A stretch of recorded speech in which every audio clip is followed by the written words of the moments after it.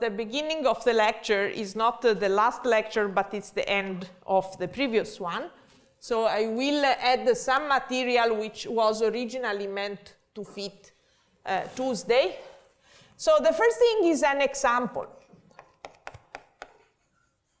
of a DGLA governing a deformation problem, or if you want, inducing a deformation functor.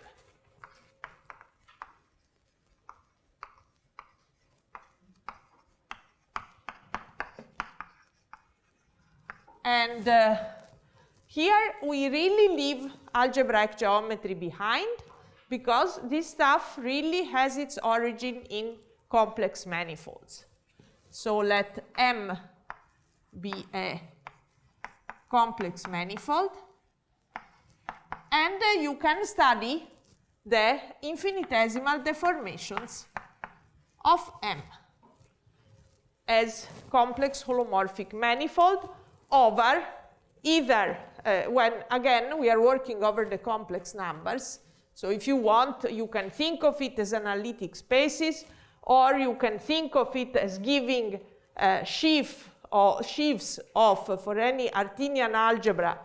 So if, for instance, A is an Artinian algebra, then you can define this to be the OMA. Okay, maybe this was not well thought as yesterday. OMA sheaf of A algebras on M, together with which are A flat plus an isomorphism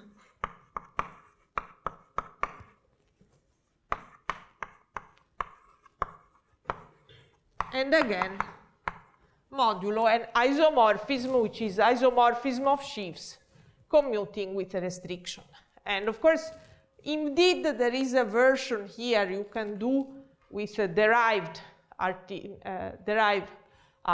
but I will not discuss it because it doesn't give you precisely the correct higher derived functor. But the way you get the correct thing is to work with a Kodaira-Spencer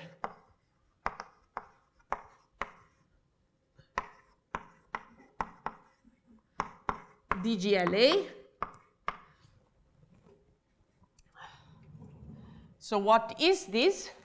This is defined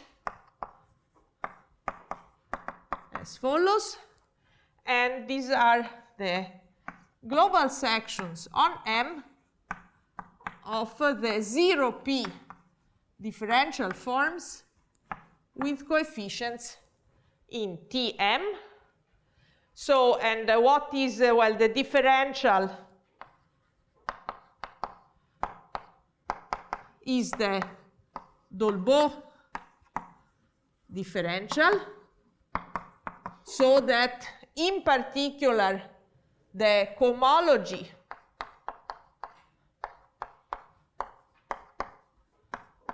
which, remember, we had discussed in general, this would be the tangent spaces to the deformation functor, is Hi of M Tm. And this is basically the original deformation problem people studied. You can see where the shift in degrees come from. Here the tangent has degree 1, not degree 0. And what is the bracket? And the bracket comes from the bracket. A bracket comes from, if you have omega, from bracket on Tm and wedge product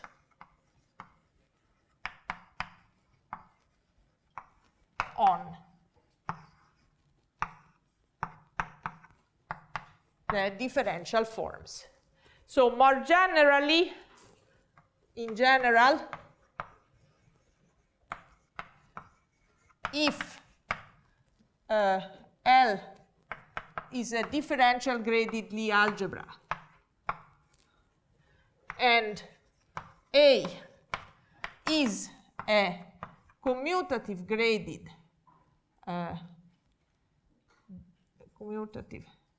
differential graded algebra, which I always take commutative, graded commutative, then L tensor A is a DGLA. So again, the differential, there is a notion of tensor product for complexes. So the complex structure, namely the grading and the differential, is just the linear one, and the bracket is given by L1 tensor A1 bracket L2 tensor A2 is L1 bracket A2 tensor A1 A2. And one can prove that all the signs work appropriately. Remember also that yesterday one thing we used is that if L is a differential graded Lie algebra, we can also work, and A is in D art. So this what this gives us is we get a differential graded Lie algebra structure on L tensor A. However, if you remember, we didn't use this, but we used this one. And in general, you have to be careful because the sub-vector space of a differential graded Lie algebra will not be a differential graded Lie algebra.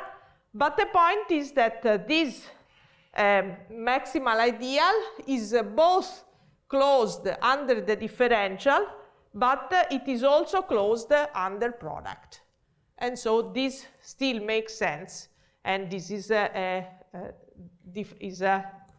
sub DGLA algebra of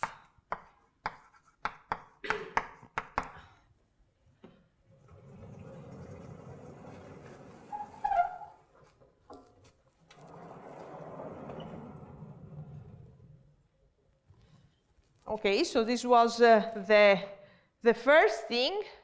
And in fact, if you read out the definition of deformation functor, it turns out that the Maurer-Cartan elements of the Kodaira-Spencer algebra really correspond to the naive notion of taking almost complex structure, and this is taking an element in L1, and then you have an integrability condition, and this is the Maurer-Cartan equation. And if you ask yourself, what about the gauge action? So remember, the modulo, the def, was introduced by taking Maurer-Cartan modulo gauge equivalence. And the gauge equivalence is an exponential action of L0, and in particular, let me look in this case at what is H0 of L. And this H0 of L, well, there is an L0, but what is it supposed to mean? Remember that H0 of L is in this of KSM is H0 of M Tm, and this is the tangent in the identity to the automorphism of M as a complex manifold. And so what you get, again, is that some deformations are really, can be brought back to identified after deforming the identification of, you see here, we are fixing an identification of the special fiber with our M. But for instance, if I have a trivial deformation, there would still be many ways to identify it with OM tensor A, which correspond to deforming the identity map. And this is exactly what is happening. And notice also we are all familiar, or at least many of us are familiar, with the notion that if we have an element in the Lie algebra of a Lie group, we can take the exponential from the Lie algebra to the Lie group. So we get back to the group from the algebra. But in this case, this exponential is actually has no problems of convergence or of any kind, because we are taking the exponential of something which is nilpotent. Because in fact, we act with this tensor the maximal ideal, and the maximal ideal is nilpotent. I think this is actually what sold me many, many years ago in moving from small deformation in the complex analytic context to algebraic, that I never had to do estimate and get anything to converge ever again. Okay, so this is part of the classical story, and a little bit more also of comparing how I informally told you yesterday that if you have f from d art to sets a deformation factor, then the Ti of f acts, so to speak, as both a tangent and an obstruction in different ways. Tangent in degree I, so to speak, and obstruction in degree I minus 1. So let me give you a precise formulation for that. So assume, theorem, again, this is not something I'm going to prove, but it is supposed to give you the idea that this really behaves. Theorem, let 0 in I, in A, in B, a small extension in the art. So what do I mean by this? I mean that this is a morphism of differential Artinian algebras, and so the kernel, of course, by itself does not have a structure, it has a structure of ideal in A, but what I assume is that MA times I is 0. And this means that I is just a complex of vector spaces with a finite total dimension, because everything is Artinian.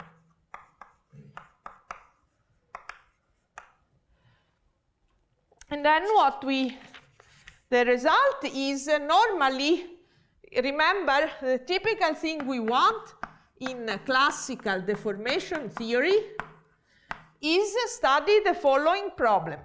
given an element here, can I lift it here? And if so, how unique is the lifting? And so again, we get a short exact sequence. And the sequence goes f of C direct sum I and f of, this is the complex numbers direct sum I shifted by 1.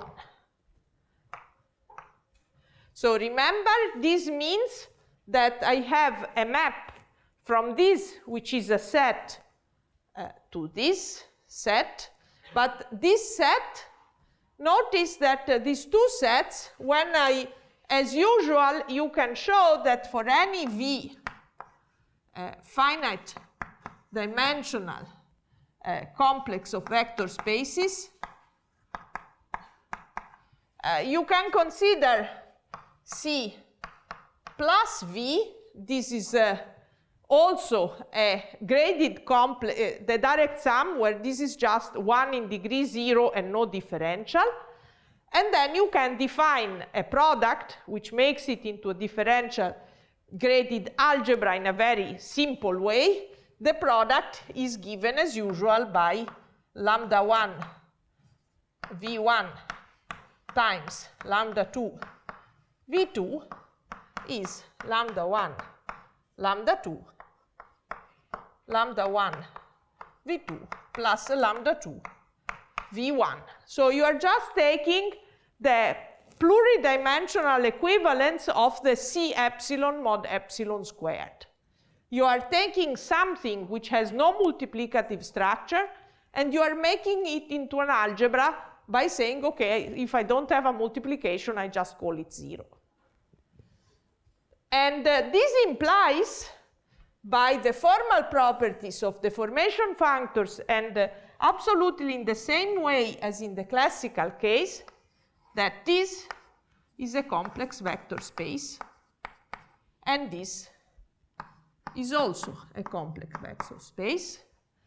And so now you have a map from this set to this vector space, and the fiber is non-empty if and only if the obstruction map is 0.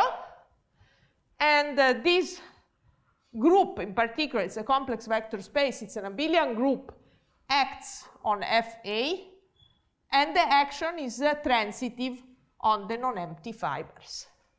So we have exactly the, and of course, in particular, if you take the smallest possible extension, so remember, this is a vector space, graded complex of vector spaces of finite total dimension. And so by induction, you can factor this surjection in such a way that each kernel has actually dimension 1.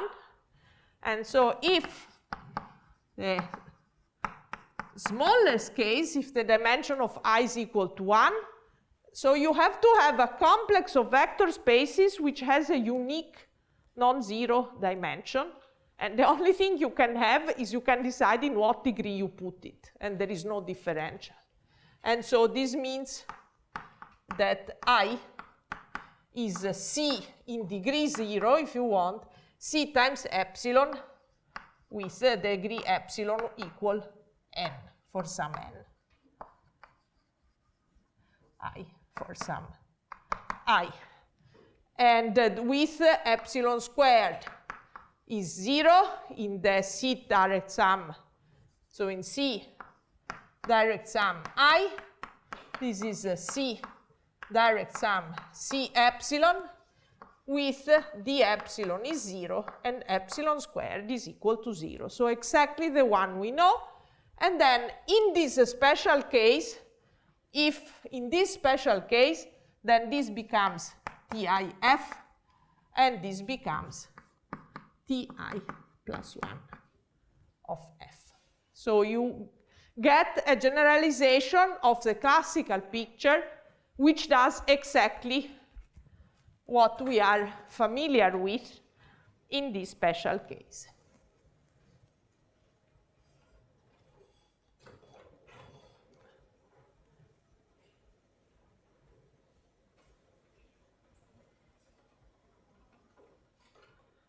And now I wanted to say something about, very brief, about what is an L infinity, what are L infinity and Semicosimplicial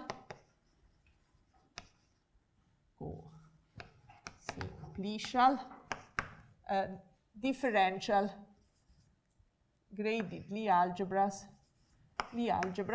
or differential graded Lie algebras. Infinity algebra. Yes, is the question? Okay. So if what is L infinity? So you remember what is a differential graded Lie algebra is you start with a complex V, L infinity algebra. You start with VD, a complex of vector spaces, and then you give maps lambda n from wedge n of V to, and now you see this is the kind of to V of degree 2 minus n for all n bigger than 0, such that there is a big formula. And I will not write it. Instead, I will write some consequences. For instance, lambda 1 goes from V to V and has degree 1, the first thing. And the big formula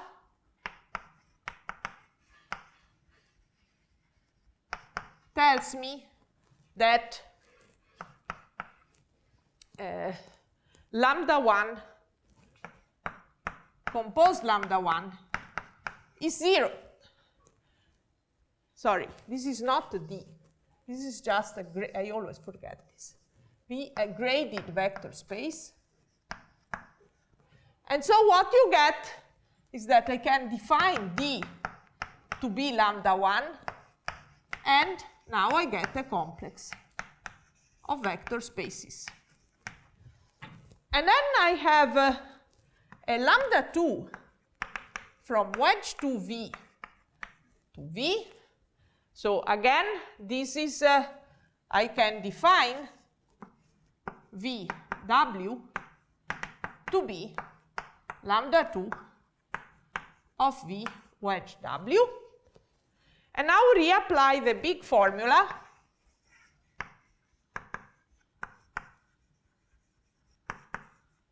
And if we wanted this to be a differential, a differential graded Lie algebra, we would have, well, we already have that this is Q commutative, so this is right.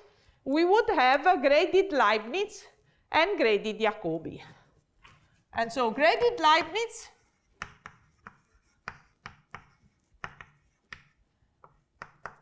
this is okay.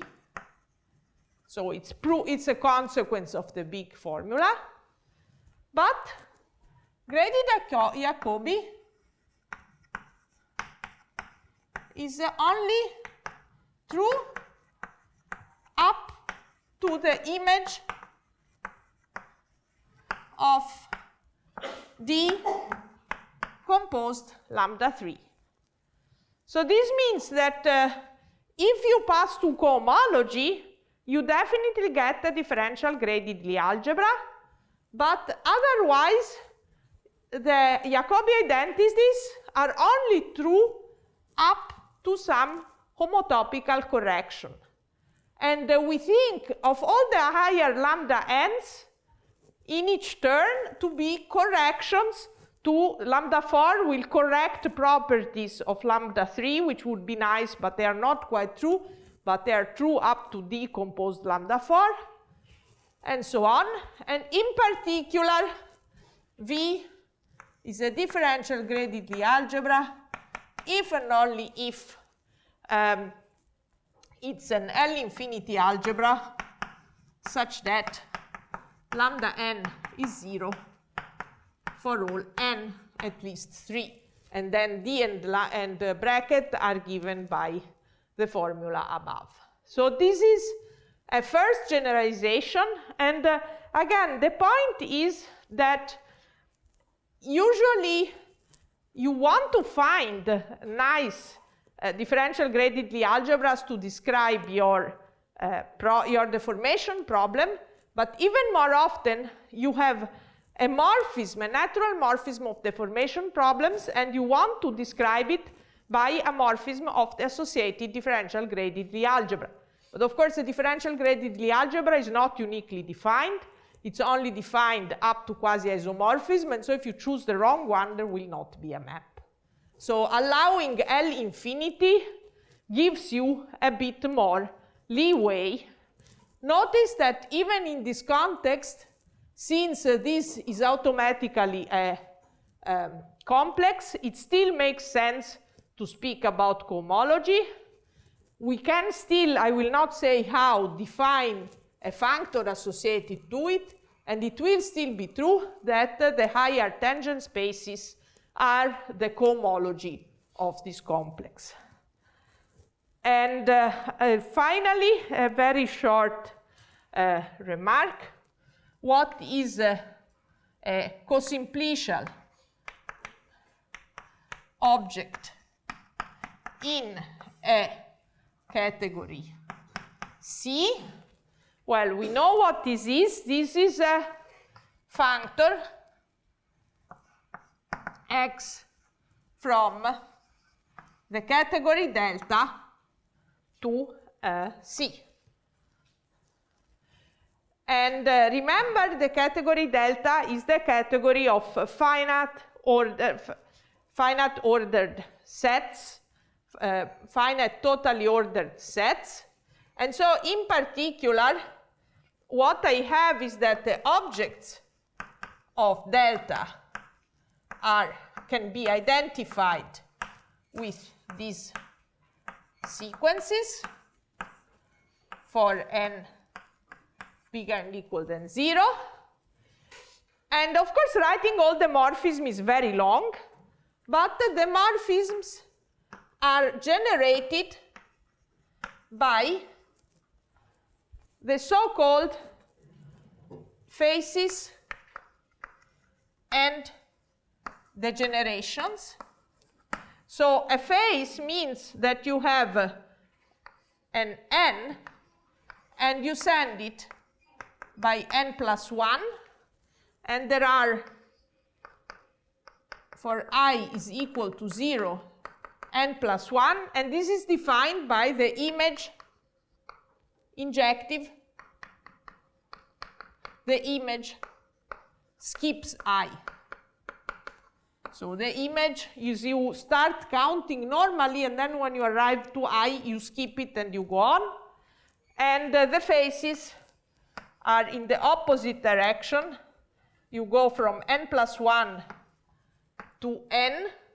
So you have n plus 1 slots, but you have to fill it with numbers only until n. And so this is, you repeat I.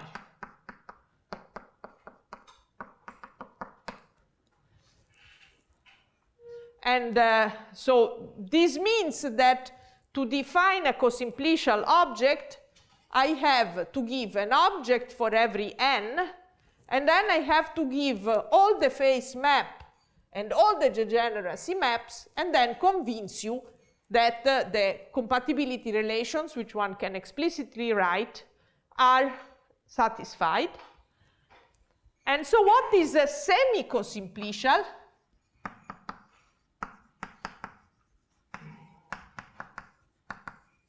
It means that you replace the category delta, but I don't know, one notation is this, but there are many others. Remember, here the morphisms are the non-decreasing morphism, and here the morphisms are the strictly increasing morphisms. So if you look at this, the faces which just skip one, and in particular injective, are okay, but the degenerations are not okay, because you get I and I plus 1, which both have the same image. And it turns out that the morphisms are generated by the faces. And so in this case, to give an object really means you give an x0, and then you have 2 maps to x1, and then you have 3 maps to x2, and so on. And this works. So the point is, usually even simplicial or cosimplicial objects are written this way, but in this case, you are hiding all the arrows in the opposite direction, and here you are not hiding anything.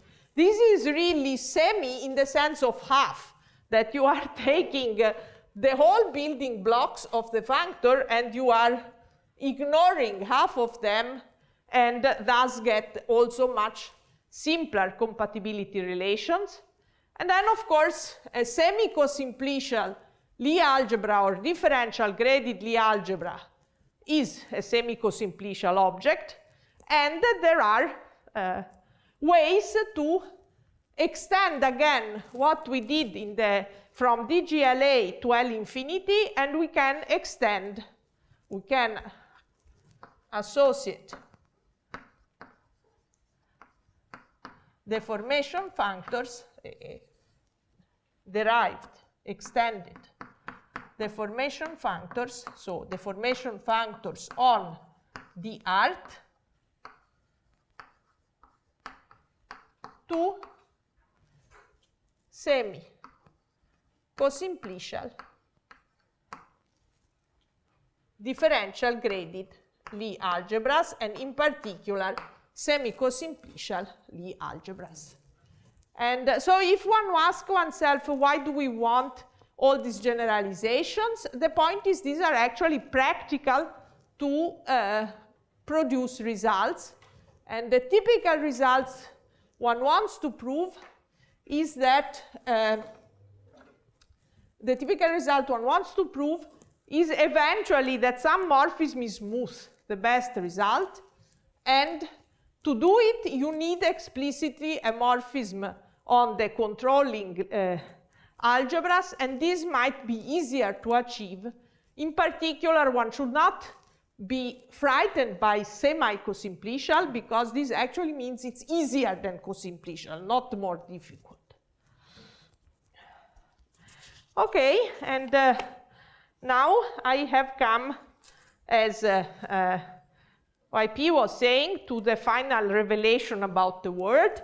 On the other hand, I don't have so much time, but I will say something about what should be the subject of this course and why it wasn't. So can one, you see there was this one course, and what is the relationship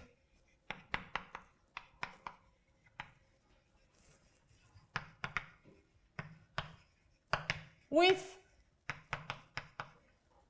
Mauro's course, Porta's course?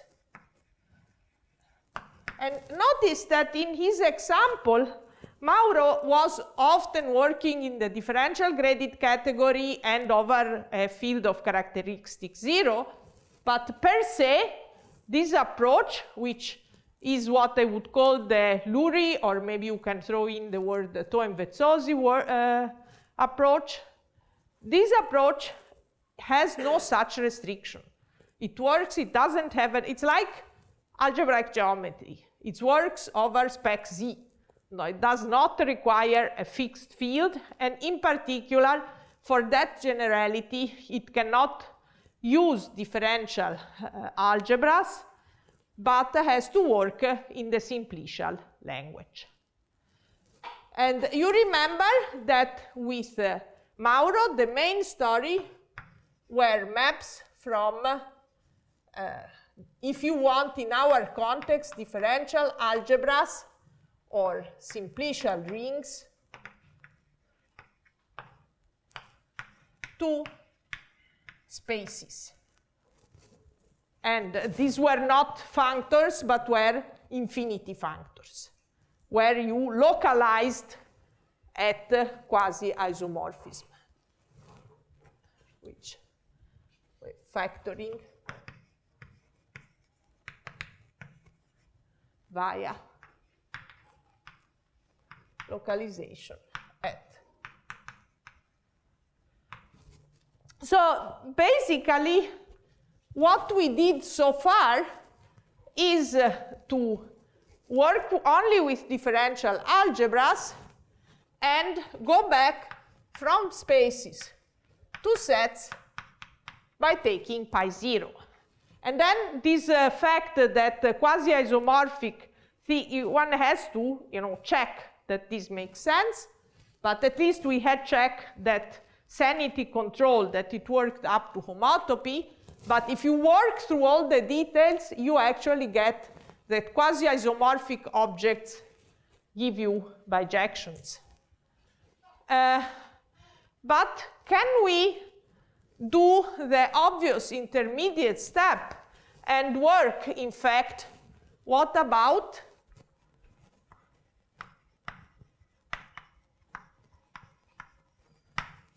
d art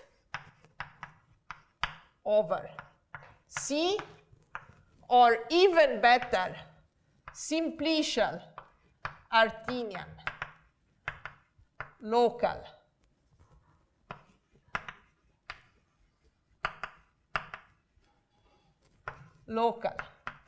algebras? So remember, this corresponds to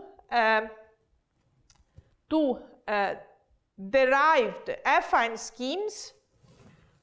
These are dual to derived affine schemes such that they have only one point. And every function in the kernel of the point is nilpotent plus maximal ideal is nilpotent. So it's really the natural correspondent to the usual art. And in fact, the typical thing one wants to do, exactly in the classical case, as in Schlesinger,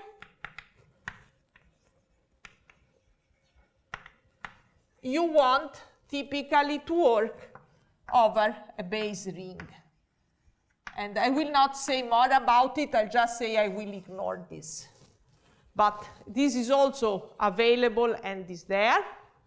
And in fact, what you can do is indeed you can define derive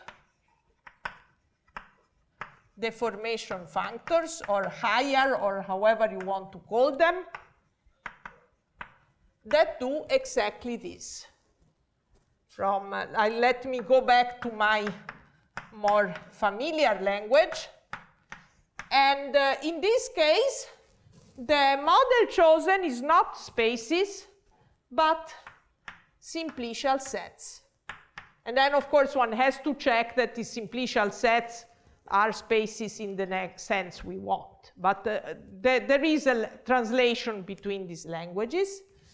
And I don't know in how many papers this has been developed, but the reference I am taking is by Freedom,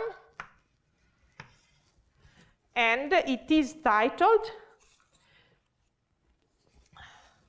I like the title of this paper, Unifying Deformation Theory.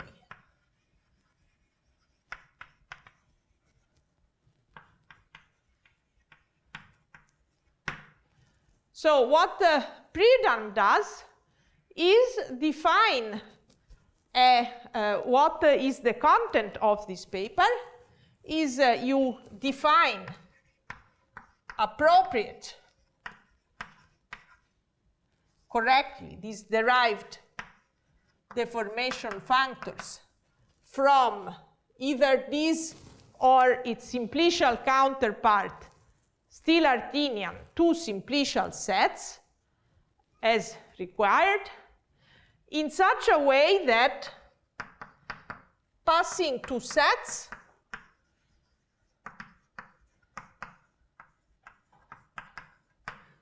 to pi 0, you get Manetti's extended deformation functors. And I've been always working over C, but what really counts is you work over a field of characteristic 0. And let me take it algebraically closed for my security, but I think this is not completely necessary, with some care. And at the same time, show that these are related, are in fact for every derived stack X and point P in X, and remember a point is as usual a map from the spectrum of a field. Then basically this HXP in an appropriate sense is a derived deformation functor.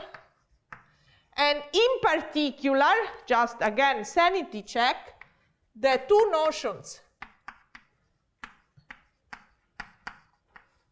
of higher tangent spaces agree. Higher or graded tangent spaces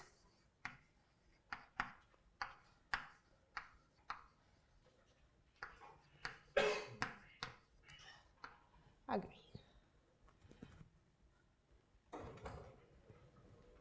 I will move something else so that you can actually see this.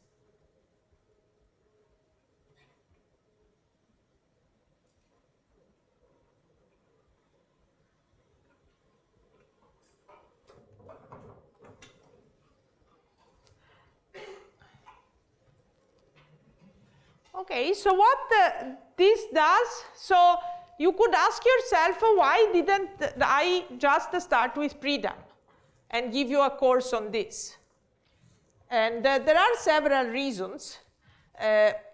Possibly the most obvious is that I wouldn't be competent in doing so.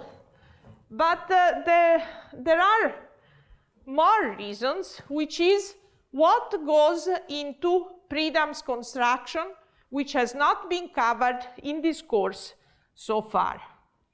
So let me start outlining what is going on. So first of all, in fact, Prud'homme starts by introducing, of course, a category. So let me say an outline of Prud'homme's definition. And I want to do it also because the language is the notation is of course different. Everybody uses the notation. So first you consider something which, so you fix this base lambda, which in my head tends to be the complex numbers, but of course in general it is absolutely not. For instance, in the case of Schlesinger, it was typically a ring of width vectors, which means I am allowed to start from a scheme in characteristic P and deform it away towards characteristic 0. If you think this is insane, this is how the first example of a smooth projective surface, complex projective surface with numerical invariance like complex projective plane but of general type was constructed, was taking something singular in characteristic 2, if I remember, and then deforming to something smooth in characteristic 0. So this you have to fix, but at least this is not a difficult thing to explain. It plays the same role as it plays in classical deformation theory. And then you consider SC lambda. These are simplicial local Artinian lambda algebras. So this is the equivalent of our D art, because in characteristic, this equivalent under lambda is equal to C, because when we are in characteristic 0, simplicial and differential graded algebras are the same thing. And then the idea is that you want to define, so our deformation functors are functors from SC lambda to simplicial sets. And then you have to select good properties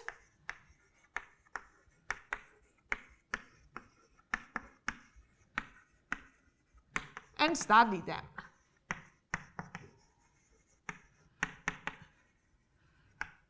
So why did I choose not to do this?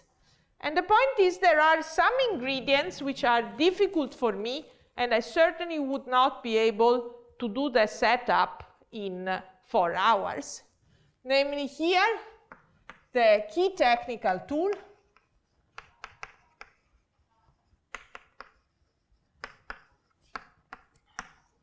are model categories. So model categories have been used here in other courses. I don't know if I should assume it means everybody is familiar with them. The model comes from homotopy theory. So in homotopy theory, classical homotopy theory,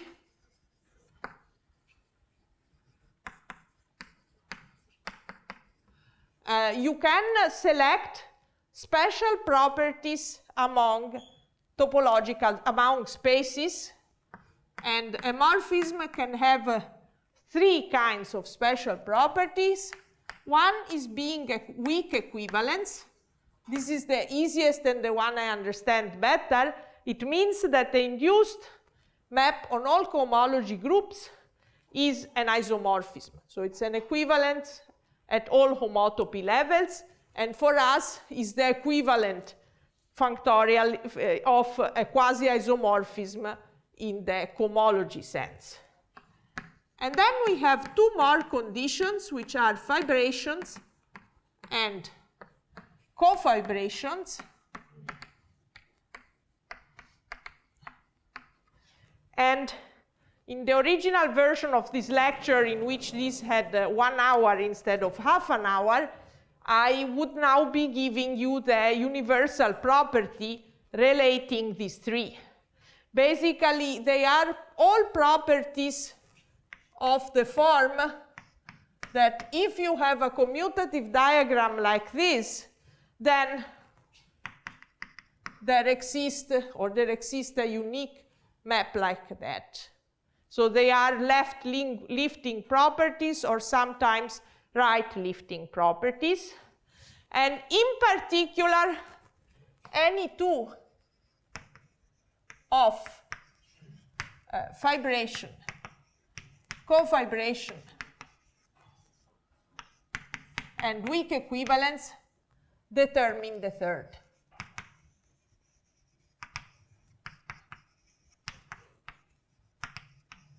And moreover, the fibration and cofibrations are properties of maps, but they also become properties of spaces, and there is the notion of fibrant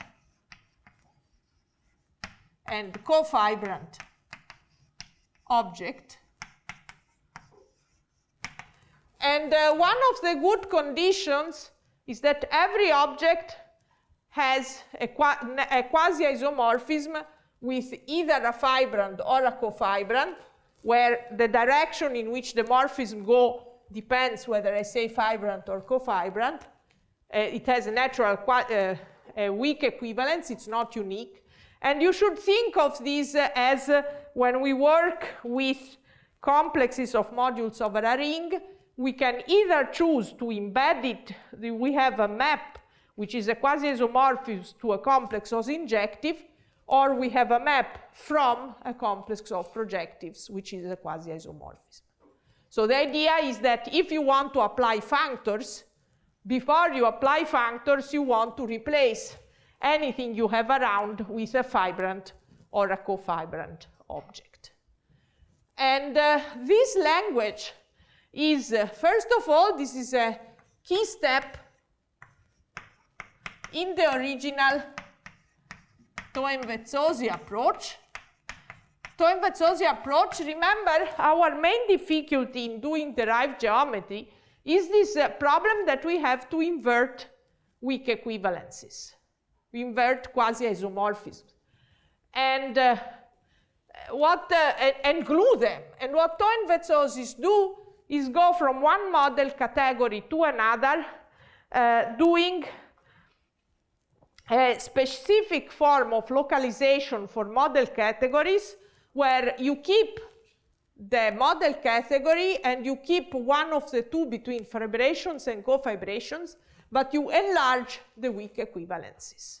Because your weak equivalences are the things which will correspond to homotopical equivalences, which, when we pass to homotopy, will be isomorphisms. And they are not maybe as explicit in, so there is not this, they do something which is called Busfield localization, which goes from some model category to another model category by adding weak equivalences. And of course, in Lurie's approach, there is no Busfield localization, but the fact that things like spaces or simplicial sets or whatever are a model category, and thus you can use fibration, cofibration, this is also a fundamental step. So this, I think, this language cannot be avoided if you seriously want to work with the full derived thing. And I also have to apologize for lying to you, because indeed, even in the Manetti, etc. approach, even though the way I presented you, there was no such thing, but once you go and do proofs, you end up working exactly with this language, even though you are not working, because also complexes are a model category, perhaps the easiest of all the model categories, and you work exactly with this. For instance, I think under suitable assumption, fibrations are just chain maps which are surjective in every degree. And of course, with complexes, weak equivalences are quasi-isomorphism. So what I'm saying is, one could do the whole course in this language, and then it would match nicely with the classical, and I encourage those of you who are interested to learn this language, especially if you're young, you have more years out of it, I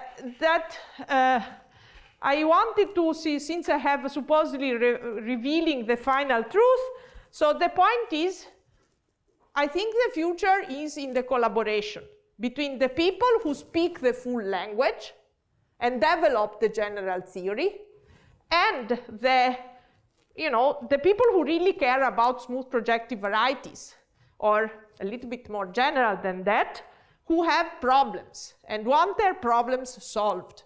And they don't care how much theory. As I said, I'm old enough to remember when classical algebraic geometers weren't happy with schemes. Because, it seems easy now, but, think 50 years ago. It was, I don't remember 50 years ago as a professor, but I started studying close to 40 years ago, and there were still people muttering, do we really need all this nonsense? And so let's hope this time we don't take another 40 years. Let's hope that we can include these techniques, but also make them readable and accessible so that people can use them without having to read 5,000 pages. The reason everybody complains about the book of Hartshorne, but the reason this book was so famous was that the alternative was, 1,500 pages or something in French. And the French wasn't even the problem.